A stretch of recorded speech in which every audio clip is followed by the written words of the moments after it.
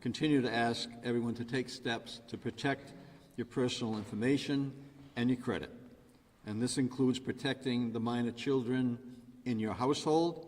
Most minors do not have a credit history unless their guardians have co-signed for bank accounts or credit cards.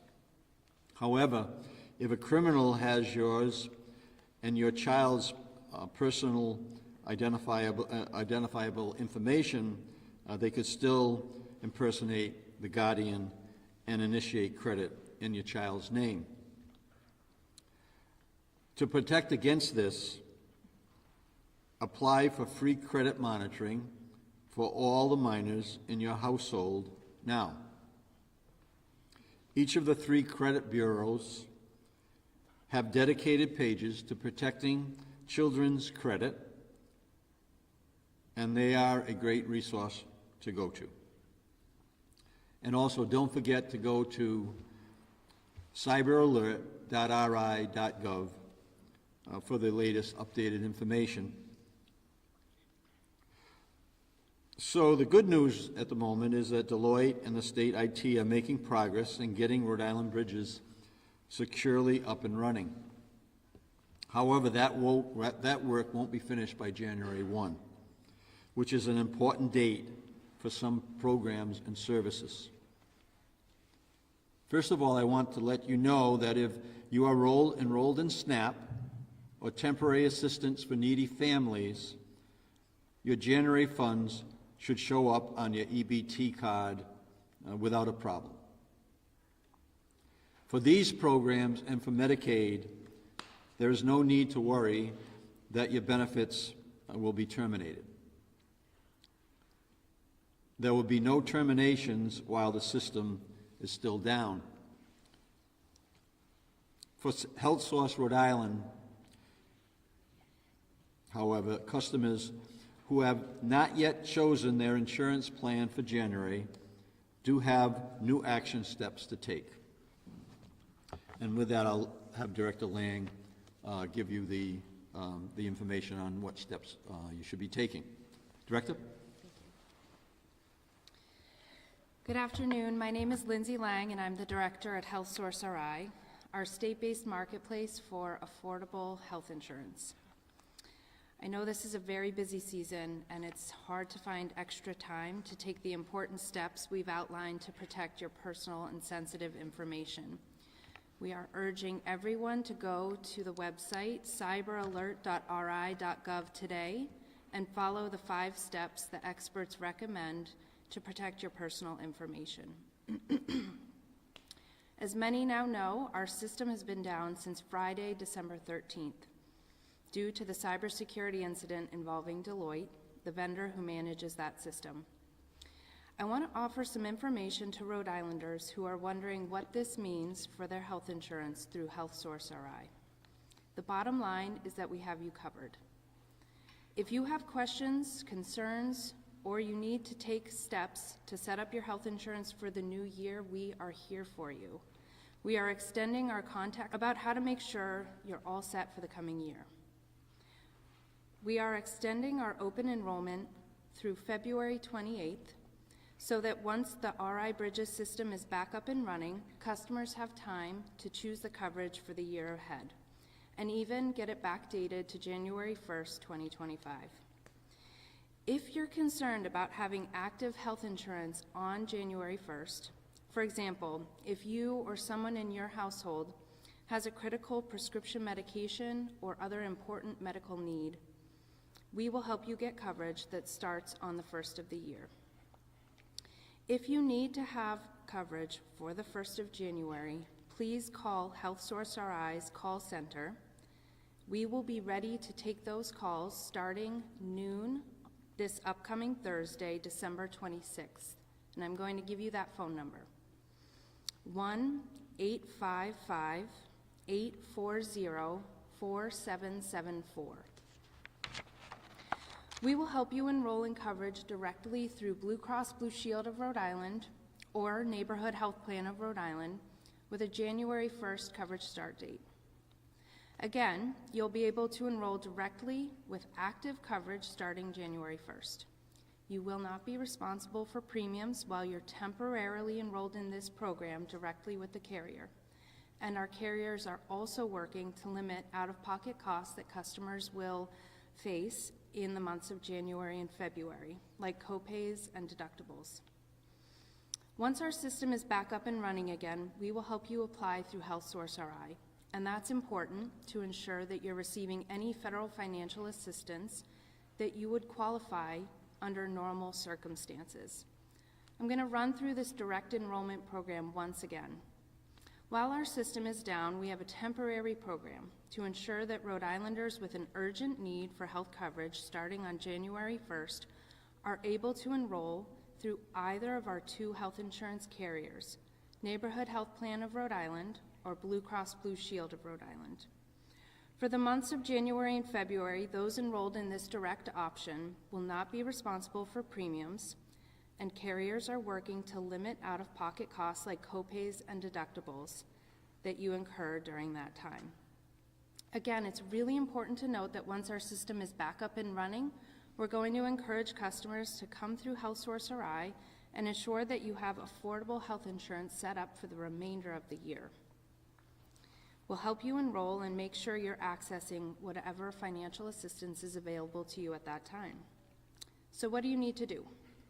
We're standing up a dedicated webpage with this information at healthsourceri.com/covered2025.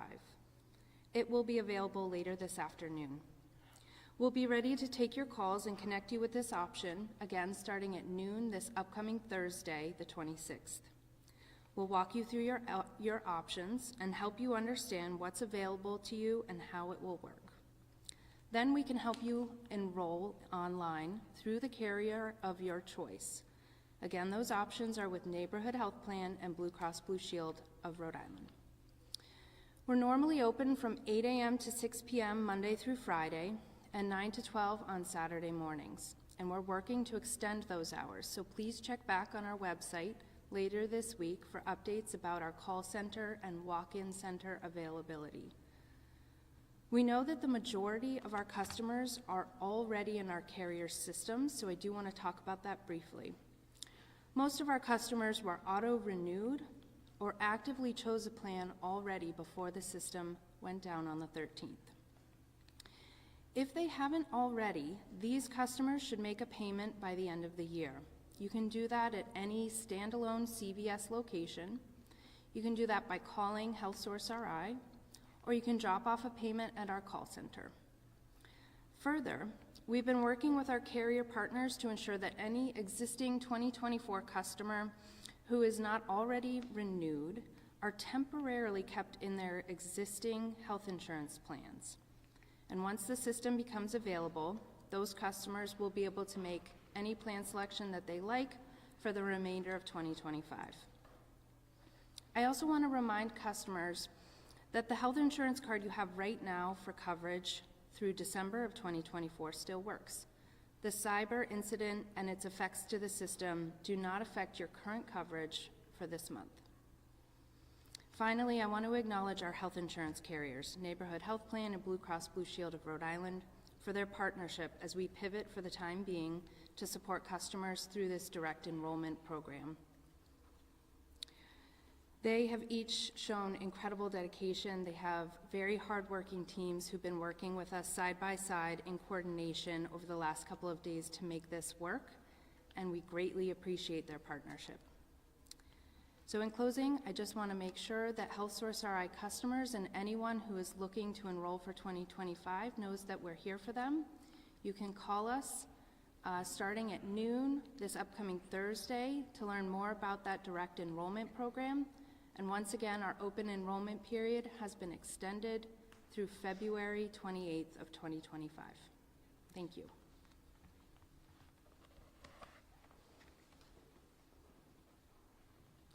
Kim, I'm up. you're up. Good afternoon, Kim Brito, Director of the Department of Human Services. I just want to take a few moments to review how we are sustaining benefits and service coordination to our impacted customers and those in Rhode Island. So DHS remains committed to ensuring that Rhode Islanders retain access to critical benefits during this time. We secured federal waivers, enhanced communication strategies, and proactive adjustments. DHS is continuing to deliver essential services while working towards full system restoration.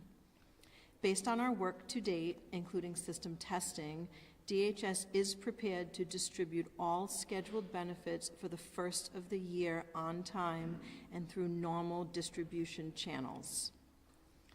I am pleased to report that the first week of operations went very well. Customer service was highly organized with limited wait times in both our offices and our call center line. Paper processing was implemented successfully.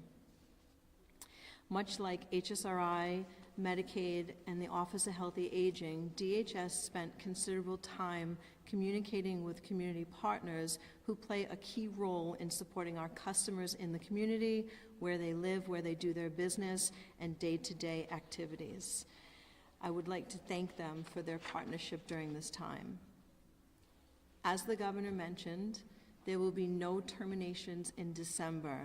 So DHS is confirming that no benefits will be terminated in December, ensuring uninterrupted support for all of programs, including our Supplemental Nutrition Assistance Program, childcare, general public assistance, Medicaid, and Rhode Island Works, which is our TANF cash assistance program. Our manual processes are in place to address pending applications, recertifications, and reported changes to ensure benefits are maintained through the end of this year.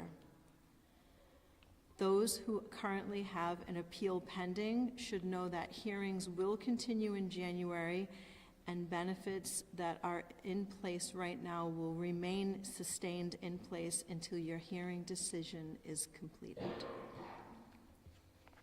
Thank you. Questions about what you've heard?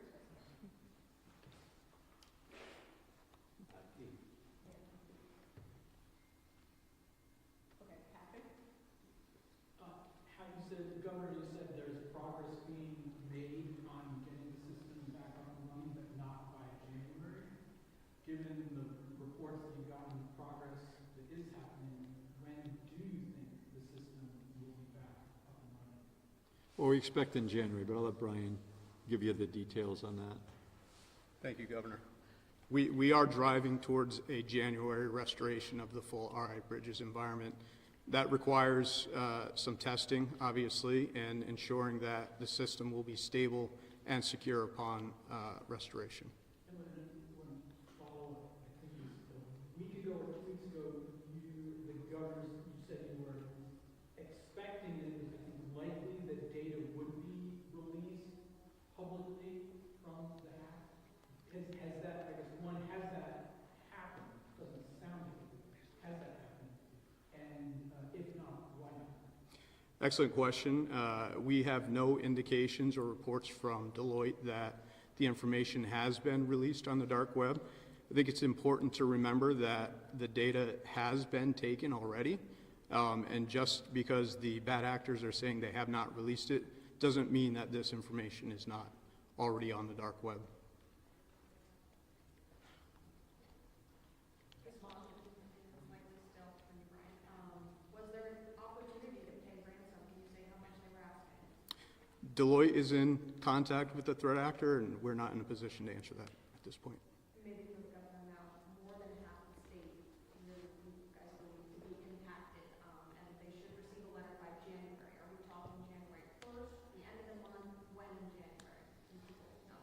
Well, it'll be mailed out in January, the earliest date possible, and then based on the delivery time, they should be receiving it before the end of the month.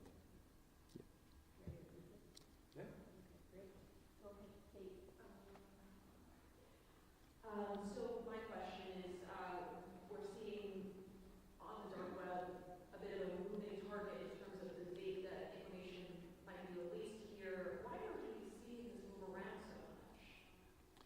Well, I'll let Brian kind of answer the details, but remember, we're dealing with, cybersecurity criminals right now, so you know, we have to make sure that we take that into consideration with anything that we hear from them, right? Have you guys been negotiating with them? We have not been in contact with the threat actor. That's Deloitte's role in this investigation. And to the governor's point, they're financially motivated. So whatever tactics they're using, we can't begin to explain. Have you guys asked Deloitte to pay these hackers? Again, Deloitte is managing that engagement.